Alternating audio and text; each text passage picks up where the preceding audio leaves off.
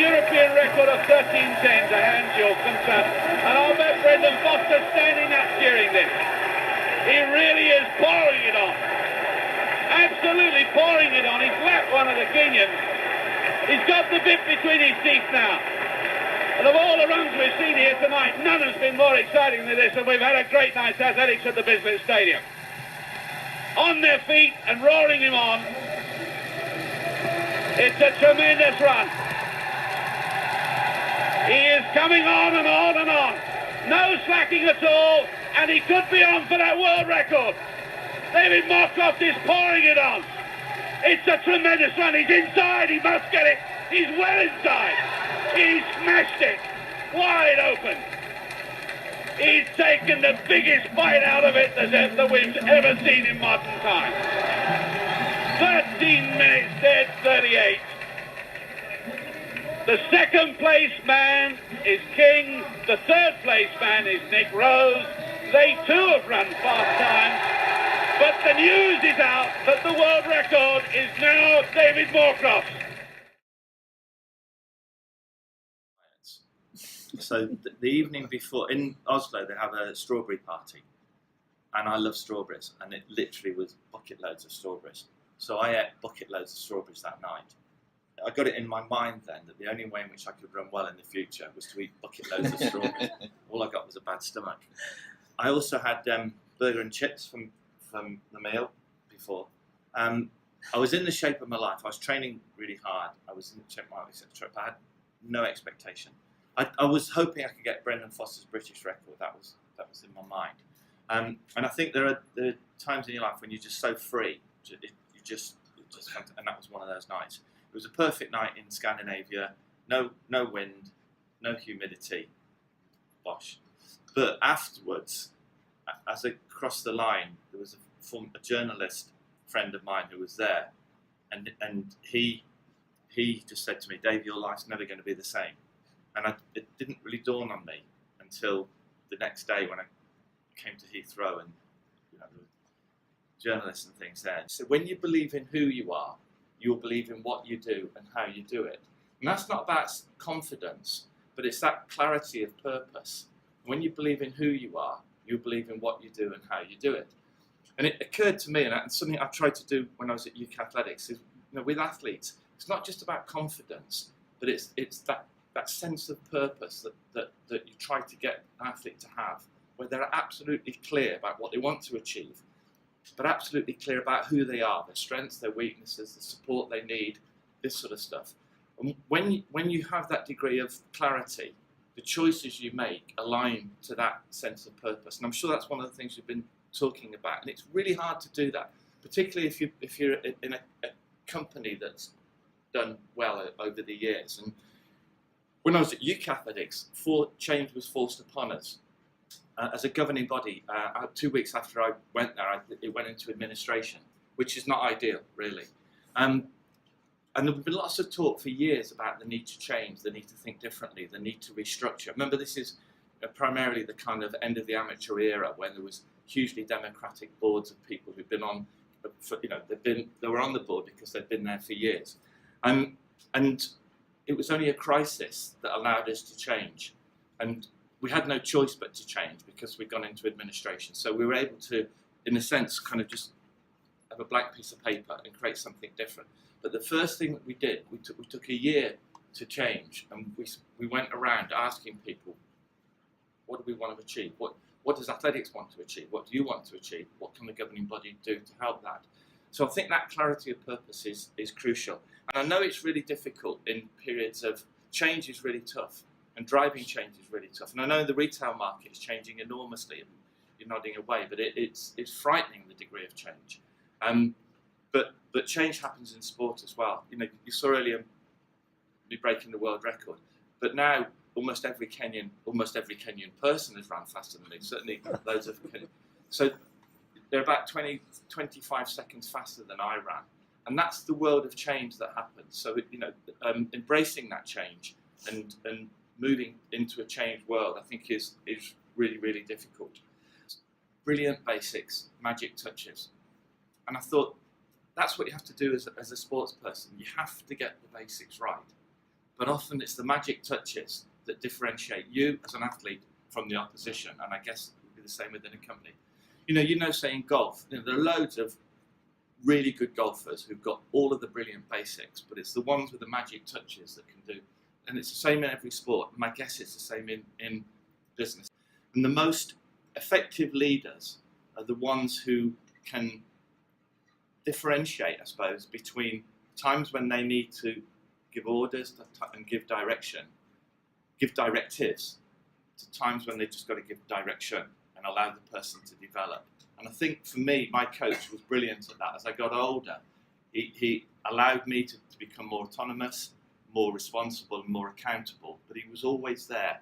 And the kind of leader-follower thing is something that fascinates me. And clearly, it's too glib to say everybody's a leader, because it doesn't quite work that way.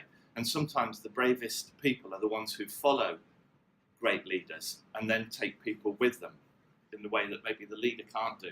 So it's a very complex thing. But also in terms of leadership, I think, some of the best leaders I've come across are not just good at making decisions, but they're good at making the big decisions at the critical moment. And I think sometimes in sport, there's a myriad of decisions that are made. And the most important decisions at the most important time are lost within a whole succession of decisions, orders, commands. And I think in sports like rugby and others, at critical points in a game, the All Blacks are brilliant at rugby and they've had fantastic captains. And the ability of a leader to play their own game, but also as they're playing the game, to see the bigger picture, to see trends, opportunities, and to make the big decisions at the big moment. And my guess in your world is that there's lots of decisions you make daily, and possibly a lot of the decisions are made against the bottom line. But taking a wider look, looking at the bigger picture and looking at what are the critical decisions that are made at the critical time and how do you take people with you, I think will be crucial in that. Athletics didn't recognise the need to change before it went broke, and it was a crisis only when a crisis happened that it had to change. And I guess it's recognising that okay isn't good enough, and probably okay will become poor and failure within years, and that's so there's that's why you have research and innovation. That's why you have why you take risk, and you have probably some strategies that allow you to take risk, but within the context of there's a safety net of elements of what we do are okay. But yeah, I mean average is the enemy of success in sport. And most times people's careers come to an end when somebody who's doing something differently and better take over, and okay then isn't good enough. It was quite a brave decision that the governing body made to employ a former athlete. So I had that kind of athletics credibility, and hopefully I had that kind of focus, but I also had, I think, enough people around me to help me know what I didn't know, and therefore get support of other people who had the skills that I didn't have. But what I tried to do with UK Athletics was try to run it, if not as a business, in a business-like way. So a leaner board, a board of a balance between elected and selected people, look at the range of competencies you needed, and just to put together a team of like-minded people who were going on a bit of a mission. And part of that mission was change, but a lot of it was about let's just take on the world and see what happens. But leaders come in lots of different shapes and sizes, and be it chief execs or departmental leaders. And I think sometimes you're looking to be the complete product, and very few people are.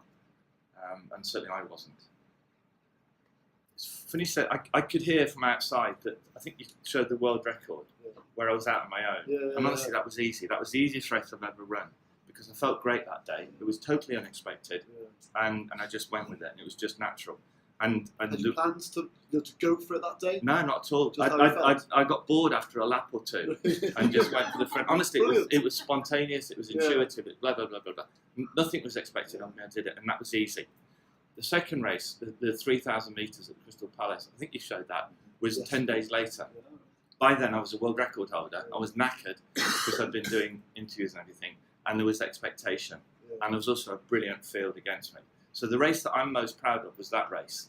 And the critical point for me, and maybe there's a parallel, but I took it subsequently in life, was I was going flat out that day, and hammering it. And a bloke called Sidney Marie went past me down the back straight, and I was going flat out to hold off the opposition, your rivals or whatever. He went past me, and I think that was one of the most pivotal points in my career, was whether, am I going to say, fine, I gave it my best shot, see you Sydney, well done, or could I find something? Could I find something? I suppose the thing then is that the magic touch bit is that brilliant baseman. Can I find something in me to find something to beat him? And I managed to do it. So that in many respects, that was the race I was most proud of. But Coleman got it before I did in many respects. He said words to the effect of, he might have gone too soon. And he did, but I just had a fraction of a second to react, and then I got back on his shoulder. But I guess in the business context is whether you have a fraction of a second or a longer period, it's how you react. And I guess that's one of your challenges now is that reacting thing. But also there was in my head were the voices of people who were leaders who'd helped me over the years. My coach, do you remember Gladiators? John Anderson, 3, 2, 1. That was my coach. Yeah, I mean he's famous for Gladiators. He's unbelievable. He was a great PE teacher, but he was a fantastic coach. But he had that great ability to motivate, but also the great ability to say the right thing at the right time. Come back to that thing about great leaders make the big decisions at the big moments. Well, he said the right thing at the right time, and one of his greatest skills was building me up when things didn't go well. But his voice was in my head. People like Brendan Foster has been a big influence on my life. So there's sort of different voices in your head. So even when you're on your own, you're kind of surrounded by voices. And it's the easiest thing I'm sure it's true in your business, it's the easiest thing to set ridiculous targets or to inspire people, try and inspire people to achieve the impossible. So it's somewhere between impossible and possible is the truth. But edge it a little bit towards the impossible rather than the possible. Now in America, and Marie may have gone too soon. There's 200 to go. Can Moorcroft dig in there and wait and come again? What can the crowd do for him? There he is. He's still waiting. And Marie has gone too soon. It's Moorcroft on the near side.